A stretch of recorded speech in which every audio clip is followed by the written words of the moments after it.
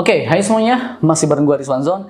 Dan buat kalian nih yang lagi nyari smartphone yang beneran gaming, jelas ya, apalagi selain ROG Phone.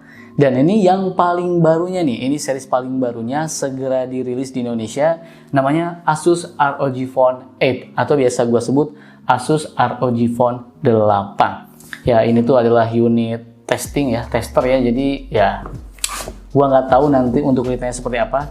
Yang penting kita bakalan tahu gimana desainnya, performa, ataupun ya sedikit kita bakalan tes kameranya, oke? Nah, untuk harga HP ini, gue juga jujur belum tahu, tapi ada dua varian ya. Yang pertama ini tuh ada Asus ROG Phone 8, warnanya itu ada Phantom Black, kemudian ada juga Rebel atau Light Gray. Kemudian RAM-nya ini tuh 12GB, 256GB, dan satunya lagi tuh ada 16GB, 512GB. Terus ada juga satu lagi nih, Asus ROG Phone 8 Pro ya, atau 8 Pro. Warnanya ini tuh Phantom Black aja nih. Kemudian RAM-nya ini tuh 24GB ya, dan 1TB untuk storage-nya. Sementara nih yang akan kita bahas ini RAM-nya 12GB di 256GB. Ini boxnya seperti ini ya, tuh ada tulisan For those who dare, dare to play ROG Phone 8. Ya, untuk belakangnya sih ini tidak layak dikasih lihat. Langsung aja nih, mari kita unboxing. Kira-kira ada apa aja di dalam boxnya, oke? Ini sekali lagi gue kasih tahu, jadi itu adalah unit testing ya. Jadi gua nggak ada data lengkapnya atau nggak ada kelengkapan boxnya lengkap. Gua nggak tahu kayak gimana. Tapi yang jelas ini ada SIM ejector dan ini ada case-nya. Kalau kita pegang, ini tuh bukan jelly case, tapi ini tuh hard case. Wah, cakep ya. Hard case yang pinggirannya tuh, yang sebelah kanannya ya, yang pinggiran sebelah kanannya ini tuh nggak ada apa ya, polos maksudnya, kosong tuh kan. Maksudnya nggak full, nggak keisi full. Nah, ini tuh hard case. Di sini ada tulisannya nih, 206, ini ROG 8 gitu ya. Ini polos dan ini tuh teksturnya tuh beda nih. Wah, cakep nih ini. Ini kalau ngeliat casingnya aja, kita udah tahu kalau HP ini tuh sekarang punya desain yang dengan bahasa yang cukup berbeda ya. Dan ini HP-nya kita singkirkan dulu. Terus kita dapat apa ini? Oke, ini kabel Type-C to Type-C. Dengan kabelnya ini tuh braided ya, jadi bakalan lebih awet daripada kabel-kabel biasa smartphone ya, yang enggak braided. Nah, kalau ini adapternya ini tuh maksimal di 65 watt. Kalau nggak salah cuma sekitar 30 menitan lebih untuk mengisi kondisi baterai di 0 sampai 100%. Sekarang mari kita coba lihat untuk smartphone-nya ya. Wah, ini yang bener-bener bakalan kalian tunggu. Nah, wadaw. Oh, ini warna ini ya, apa? Rebel Gray atau Light Gray. Soalnya gue tuh baca di beberapa situs tuh ada Rebel Gray, ada juga Light Gray. Ya, teman-teman bisa lihat sendiri ya, ini tuh untuk desainnya ini tuh lebih fresh ya, lebih fresh, dan jujur gua sangat amat suka. Karena sebelumnya kan desain ROG Phone itu lebih ngasih ke gaming phone gitu ya, performance. Nah, tapi kalau ini sekarang kalian bisa lihat sendiri, ini juga masih ngasih lihat ini ya, gamingnya sedikit, tapi ini lebih ke usability, jadi lebih ke desain penggunaan sehari-hari. Nah, ini teman-teman bisa lihat sendiri ya, bump kameranya ini sekarang udah beda, jadi looks-nya tuh emang kelihatan beda banget sih ya. Dengan back cover-nya ini tuh nih, yang ini tuh bisa nyala ya nanti ya. Kemudian back cover-nya ini tuh glass, jadi belakangnya ini tuh glass, kemudian ini lebih polos juga ya, nggak ada apa ya, kalau ROG kayak ROG 2, 3, sampai 7 itu kan wah agak rame ya, cukup rame. Kalau ini tuh kayak lebih clean aja, lebih enak dilihatnya, lebih ya bisa diterima sama masyarakat banyak masyarakat gitu ya. Kemudian depan belakangnya ini tuh ini udah pakai Gorilla Glass spesial berapa gue lupa, tapi ini udah kaca juga. Depannya ini tuh udah pakai Gorilla Glass Victus 2 kalau nggak salah. Dan kalau teman-teman perhatikan nih, gue sambil nyalin aja ya. Jadi kalau teman-teman perhatikan, jadi untuk dimensinya aja ini tuh berbeda nih. Jadi dimensi bezelnya juga ini cukup berbeda. Jadi ini tuh lebih kecil ya dan lebih tipis dibandingkan seri sebelumnya atau ROG Phone 7, ROG Phone 7. Dan tebalnya juga ini beda ya teman-teman ya. Tebalnya juga ini beda dengan ROG Phone 7. Jadi ini lebih tipis di 8,9 mm. Nah, di bagian kanannya ini teman-teman bisa lihat sendiri, di sini ada sensor air trigger-nya nih. Nah, tek tek tek tek ini. Tapi ini tuh bener-bener ini ya, bener-bener emang menyatu sama body gitu. Jadi gak berasa lah gitu ya. Sensornya ini, kemudian ini ada lubang mikrofon, kelihatan ini ada lubang mikrofon. Ini ada tombol power dan ini ada ini ya, volume rocker. Kemudian bagian atas ini tuh ada lubang mikrofon di sini nih.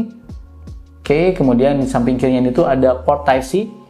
Jadi ini tuh digunakan untuk ngecas, bisa ya. Jadi kalau misalnya kalian main game kayak gini kan, nah kalau ngecas di sini kagok, jadi kalian bisa ngecas di sini. Dan kalian juga bisa menggunakan fitur yang namanya bypass charging. Jadi, nah ini udah nyala nih, kebetulan udah gua setting juga ya. Jadi kita tuh punya fitur yang namanya bypass charging. Nih, coba kita cek ya. Bypass charging mana nih? Bypass charging. Oke, nah ini. Nih, jadi kalau misalnya yang regular charging, kelihatan? Nah, ini yang regular charging, jadi biasa aja ya kalau ngecas berarti dia langsung ke baterai. Kalau bypass charging, jadi kita ngecas tuh dia langsung ke sistemnya aja gitu. Jadi nggak lewat baterai. Baterainya tuh di bypass aja. Atau kita juga bisa menggunakan smart bypass nih. Jadi ini bakalan otomatis ya kalau misalnya kita nyolok buat main game, nanti dia bakalan otomatis smart bypass. Ini bagus banget ya. Jadi itu bakalan bikin baterai kita jauh lebih awet gitu kan. Nah, kemudian di bagian bawahnya ini ada juga lubang mikrofon. Nah, sini nih, di sini ya. Berarti ini mikrofonnya ada 3 ya. Kemudian di sini tuh ada port Type-C ini untuk ngecasnya. Oke, mana ini fokus gak sih? Nah, Type-C. Kemudian di sini ada slot SIM. Ini tanpa micro SD, dual SIM, 2 nano SIM ya. Kemudian di sini ada speaker dan di sini ada port jack audio. Di sini speaker stereo ya, yang satunya lagi itu ada di sini nih. Nih, di sini ya. Nah, dekat earpiece ini tuh ada lubang speaker juga. Sekarang kita coba nyalain ini ya, RGB-nya ya. Aduh, RGB ROG-nya nih. Wih, nyala ya. Cakep. Mantap. Ini harusnya lebih gelap sih, bakalan cakep banget ya.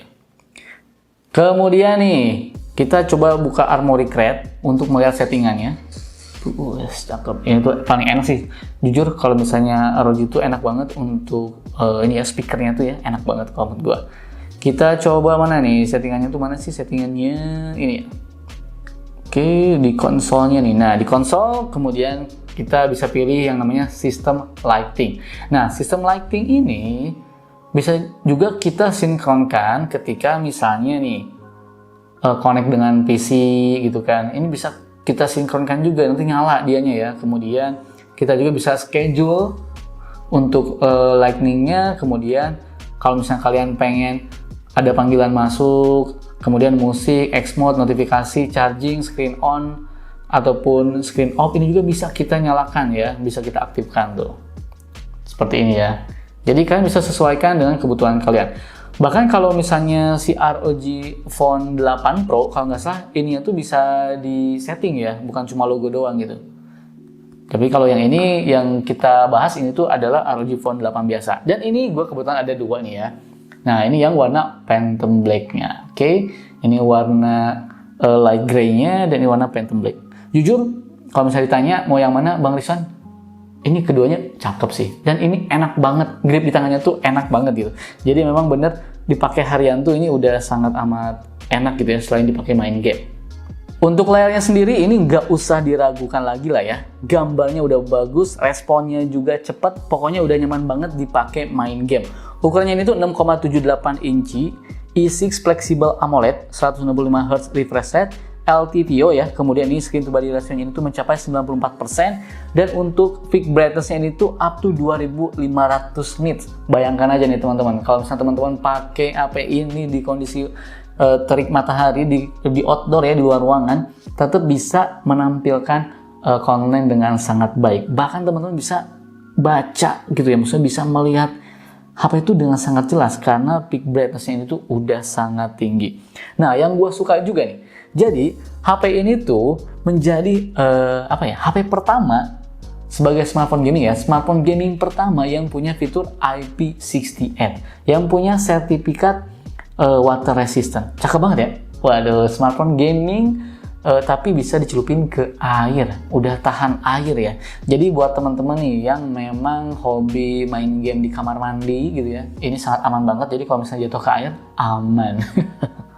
Tapi nggak cuma IP68, pastinya thermal design atau cooling system Gen 2 di HP ini juga ditingkatkan supaya HP ini tuh tetap bisa melepaskan panas dengan baik. Supaya performanya tidak menurun walaupun dipakai main game dalam durasi yang lama. Nah, sementara nih untuk speknya sendiri, jadi HP ini tuh menggunakan Snapdragon 8 Gen 3 ya. Dengan RAM-nya itu 12 GB, ini varian yang 12 GB, inget ya. Baterainya itu sekarang memang menurun 5500 mAh, cuman karena Snapdragon 8 Gen 3 ini tuh efisien dan kenceng, jadi ya awet-awet aja ya dengan baterai 5500 mAh. Android-nya itu Android 14 dengan pengecasannya itu 65 watt. Ini juga sudah support dengan wireless charging dan tentunya ada NFC. Kemudian nih untuk skor Antutunya, HP ini tuh mendapatkan skor di 2.100.000 ya. Gila ya, ini tinggi banget ya. Tapi jujur gue nggak tahu ini beneran mentok skor akhirnya atau enggak, karena unitnya ini tuh bukanlah unit memang versi retail gitu ya. Jadi ya belum resmi keluar, jadi gue nggak tahu nih ini beneran segini atau enggak. Kemudian untuk Geekbench-nya juga segini nih, single core-nya 2200-an dan multi core-nya 6900-an. Kemudian 3D Mark-nya segini ya, PC Mark-nya ya 2100-an. Dan ini kalau gue tes wildlife ini tuh di max out, skornya tuh emang udah lewat batas gitu ya. Nah, biar nggak penasaran, langsung aja mari kita coba untuk bermain game PUBG. Oke, sekarang mari kita cek untuk settingannya. Settingannya itu nih teman-teman bisa lihat sendiri ya, bisa di smooth 90 fps, dan ini selalu yang gue pakai ya. Jadi gue nggak pernah ke HDR atau apalah gitu ya, gue lebih seneng di grafis smooth dengan 90 fps. Sekarang mari langsung aja kita coba. By the way, kita cobanya langsung PUBG aja ya, karena kalau misalnya kita nyoba Mobile Legends, ya itu kan dia mereceh lah ya, game ringan. Ya kalau di ROG mah udah cincai. Sekarang kita coba game PUBG ini. Layarnya John, enak banget John, emang ini 90 fps tuh ya. Ini kalau teman-teman jago main PUBG udah yakin sih bakal menang terus ya. Cuman karena gua mah nggak jago, jadi teman-teman ya perlu apa ya, perlu pengertiannya ya. Tuh kan, jatuh gitu tuh, jelek tuh. Waduh, langsung ketembak. Ternyata susah ya. Bagaimana kalau kita menggunakan air trigger aja langsung ya. Nih kita coba gunakan air trigger. Jadi dengan diusap sebelah kiri ini, langsung kita setting air triggernya. Oke. Nah ini kita R-nya di mana nih? Kita tentuin R-nya di mana dan L-nya di sini. Oke. Kemudian di sini udah kita aktifkan kan ya. Kita close saja. Oke. Nih sip kan tuh. Bisa gini, ini nembak. Jadi lebih simple. Langsung aja nih. Mana nih? Oke. Mana. Aduh, emang guanya aja nih yang susah ya. Ini udah enak nih tuh. Cuma memang guanya aja kurang jago nih. Tapi kalau misalnya teman-teman lebih jago nih bakalan berasa banget sih. Mana sih musuhnya? Di mana sih? Oh ini ternyata. Wah, cakep nih. Wah, kalah. Tapi overall pakai HP gaming yang beneran gaming itu emang beda teman-teman ya. Smoothnya, kemudian apalagi dengan bantuan ada air trigger ya. Waduh, ini bakalan enak banget sih mainnya. Tuh kan, wah langsung kan mantep kan. Kalau pakai tangan gue yang ini susah nih kalau kayak gini. Wah, cakep. Kalah. Oke, itu aja. Yang penting ini udah sangat enak banget. Dan ini ya nggak berasa panasnya sih ya.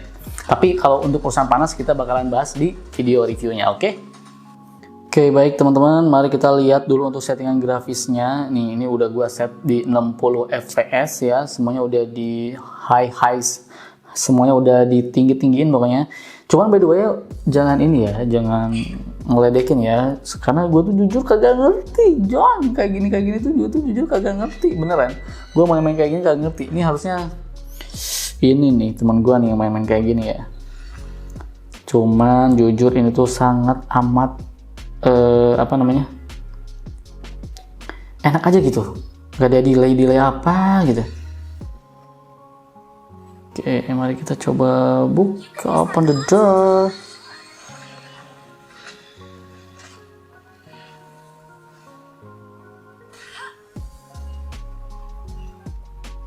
Kita harus kesana ternyata ya.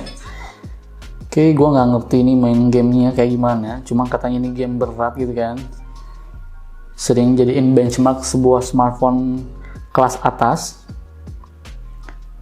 Tapi ternyata emang gamenya tuh berat banget sih. Dan downloadnya aja 30 GB ternyata ya. Kabur. Jujur gue nggak ngerti main gamenya dan gue nggak bisa ya teman-teman. Jadi harap dimaklum. Ini adalah impresi pengguna awam untuk pemain game. Itu kayak gitu ya.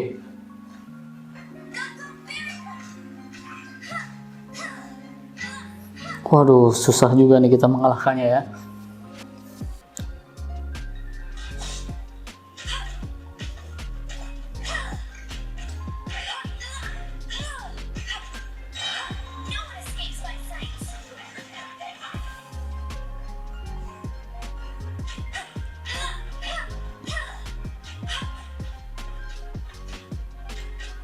Oke, lumayan lah ya. Ini lancar ya, dari tadi ya nggak ada nge-lag sama sekali, lancar abis. Kemudian untuk kameranya, kamera belakangnya ini tuh terdiri dari 3 kamera ya. Dengan kamera utamanya ini tuh 50 megapiksel menggunakan sensor IMX890 OIS, 13 megapiksel ultrawide, dan 5 megapiksel makro kamera. Sementara nih untuk kamera depannya, ini tuh beresolusi 32 megapiksel. By the way, kalau nggak salah ya, di varian mana ya? Yang di Tiongkok apa di mana gitu. Jadi dia tuh bukan pakai makro, tapi dia tuh dilengkapi dengan tele. Cuman kalau yang ini menggunakan makro kamera. Nah, sekarang nih teman-teman, mari kita lihat dulu untuk menu-menu kameranya ya, biar teman-teman gak penasaran nih.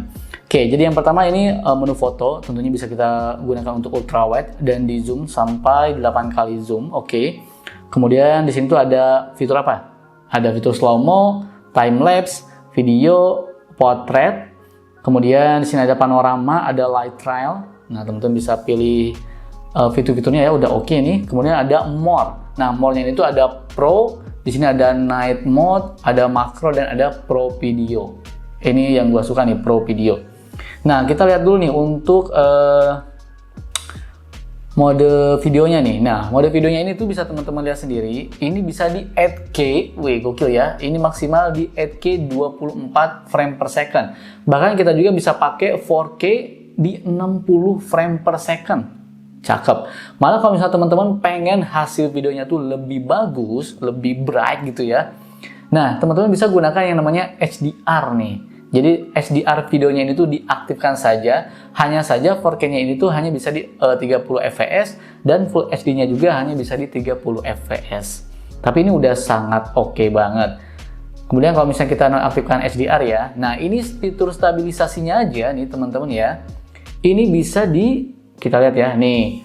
Kalau misalnya pengen adaptif, ini bisa di Full HD 60 dan bisa di 4K 60, ini udah bisa adaptive stabilization karena dia itu sudah menggunakan 6 axis apa namanya, hybrid gimbal stabilizer. Aduh, bahasanya cakep banget ya. Intinya lebih stabil lah gitu ya. Kemudian kalau misalnya kita mau menggunakan ini nih, jadi ini tuh harus 30 fps dan Full HD nih. Nah, ini menggunakan Hyper Steady. Hyper Steady ini lihat nih teman-teman ya, ini bener-bener stabil, bahkan nih diajak lari aja hasilnya bener-bener stabil. Nah, tapi Hyper Steady ini hanya bisa di Full HD, maksimal mentoknya itu di Full HD 60 frame per second. Mantap ya, ini kameranya udah sangat gokil. Nah, kalau misalnya teman-teman nih pengen menggunakan mode Pro Video, bisa juga teman-teman nih. Lihat teman-teman sendiri ya. Bahkan kalau misalnya kita setting di 4K juga, ini mantep banget ya. Ini aduh cakep ya, jadi Pro Video bisa 4K 60 fps nih. Ini gimana kebutuhan teman-teman aja, tapi yang gua suka ini tuh ada di mikrofonnya. Jadi kita bisa menyesuaikan ya audio efeknya nih, mau 3D surround atau wind noise reduction biar nggak ada suara-suara angin gitu ya, sedikit di noise gitu kan. Kemudian ada HDR audio dengan kualitas yang lebih bagus. Ini Pro Video bisa digunakan di ROG Phone 8 ataupun 8 Pro ya. Kemudian kamera depannya teman-teman bisa lihat sendiri. Nah, ini begini hasilnya. Oke, bisa juga 0,7 nih. Wih, cakep ya. Jadi bisa 1 kali dan bisa 0,7 dan tentunya bisa menggunakan fitur ini nih, beautification gitu ya. Terus apa lagi kita lihat ya. Kalau untuk settingannya teman-teman bisa ulik sendiri nanti lah ya kalau misalnya pengen beli. Ada watermark juga, kemudian kamera resolusinya nih 50 megapiksel bisa kita Ada setting juga, wah ini ada scene optimizer-nya juga, tuh ada stabilizer guide-nya juga, QR code juga bisa. Ini lengkap. Untuk handphone gaming dengan kameranya, menurut gue ini udah termasuk handphone gaming dengan kamera yang sangat lengkap fiturnya ya. Nah, sedikit aja nih gue bakal kasih lihat bagaimana hasil kamera dari Asus ROG Phone 8. Untuk lebih lengkapnya nanti ya di video reviewnya dengan unit yang baru. Oke?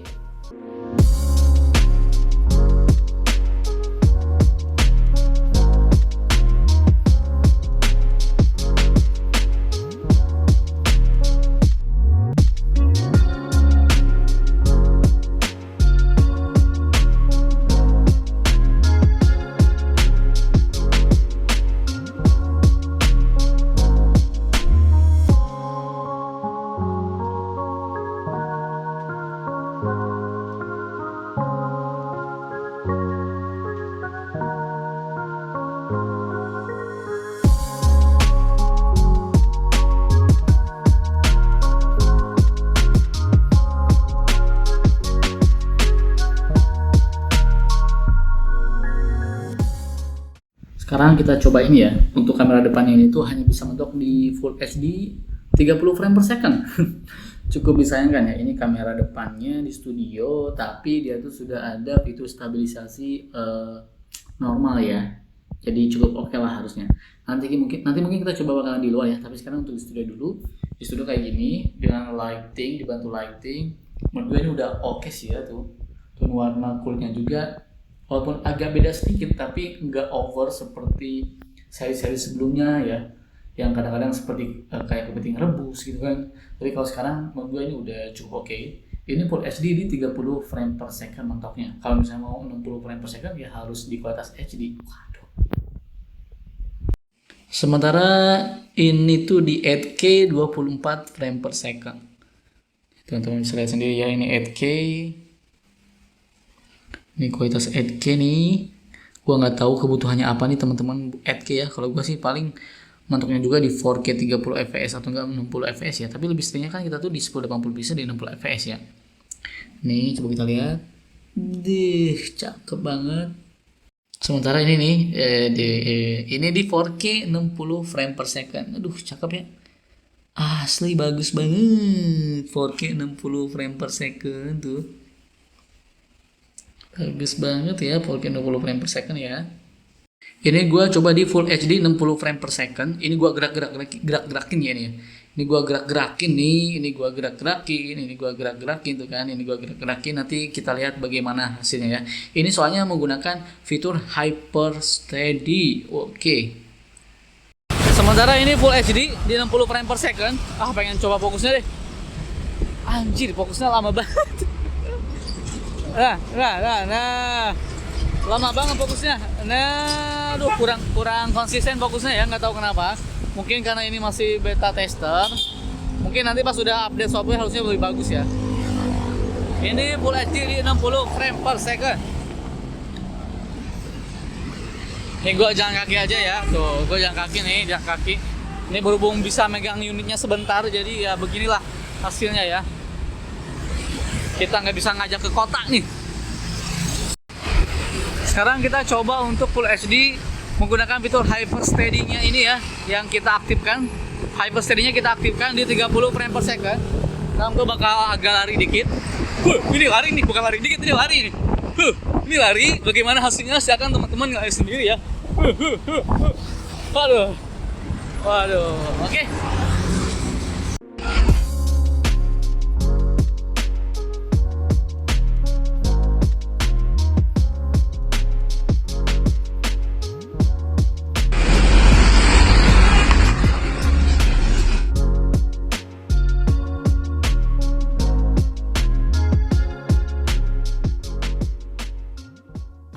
Oke, paling itu dulu ya. Kita ngebahas ROG Phone 8-nya. Untuk review lebih lengkapnya, nanti kita bahas di video berikutnya.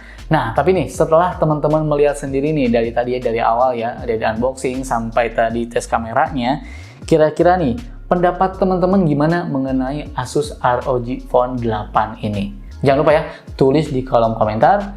Dan kalau misalnya kalian mau beli, langsung aja cek linknya di kolom deskripsi. Oke, gua pamit dan bye.